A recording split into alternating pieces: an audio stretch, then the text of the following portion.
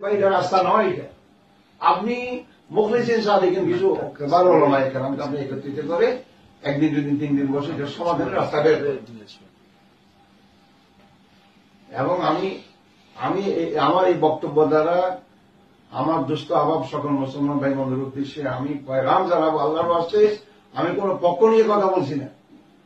শাহ হুজুরকে ওই যে ইস্তেমার সময় যা দেখছি তাই, বয়ান যা শুনছি তা, ইস্তেমার মোনাজাতে মোনাজা করছি তাই, এরপরে ওনার সঙ্গে আমার সবচেয়ে ব্যক্তিগত তাল্লুক আমার নাই।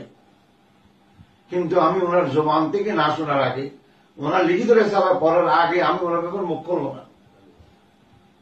এবং আল্লাহর ওয়াস্তে ঠান্ডা মাথায় বলবো যে তামাম কেবল ওলামা সব আমার চেয়ে বড় হবে বাংলাদেশে, পাকিস্তানে, ভারতে, কিন্তু আগে আমির হবে, তারপর সুরা হবে। মনে করেন যে কোনো একটা কাজে একজন আহ্বায়ক হয়, তো যিনি আহ্বায়ক হয় উনি আমির হওয়ার কোন জরুরি না, কিন্তু আগে তো একজন আহ্বায়ক হয়। এটা বাস্তবতা স্বীকার করতে হবে। যেমন হাটহাজারী মাদ্রাসা গড়ার আহ্বায়ক হযরত মাওলানা হাবিবুল্লাহ সাহেব রহমতুল্লাহ না, হযরত মাওলানা আব্দুল্লাহ আহমদ সাহেব না, হযরত মাওলানা আরো যারা আকাবি ছিলেন তারা না, একজন কাঠমিস্ত্রি। একটা মাহফিলের পরে কাঠমিস্ত্রি বললেন যে এইভাবে দাওয়াতের কাজ দ্বারা শিরিক বেদাত কি দূর হবে তো জানি না, ঠিক আছে করে ওয়াজ দরকার, কিন্তু আপনার বসে কোন একটা মাদ্রাসা করলে ভালো হবে।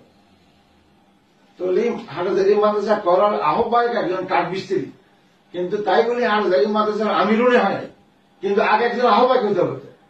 আহ্বায়ক হয়ে 10 জনকে ডাকবে, 20 জনকে ডাকবে, তারপরে ওইটা মজলিসুর হবে, একজন আমির হবে।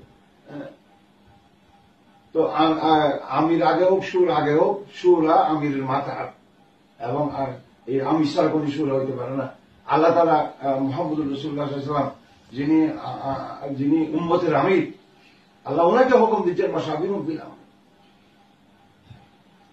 তো আশা করি এটুকুর মধ্যে আল্লাহ তাআলা আমাদেরকে হযরত মাওলানা ইলিয়াস রহমতুল্লাহ আলাইহি সহ আমাদের তামাম কাবেরদের রেখে যাওয়া মুবারক আমানত তবলিগের এই মেহনতকে আল্লাহ তাআলা আবার আগের নেহাজে আল্লাহ যাতে ফিরে আনে।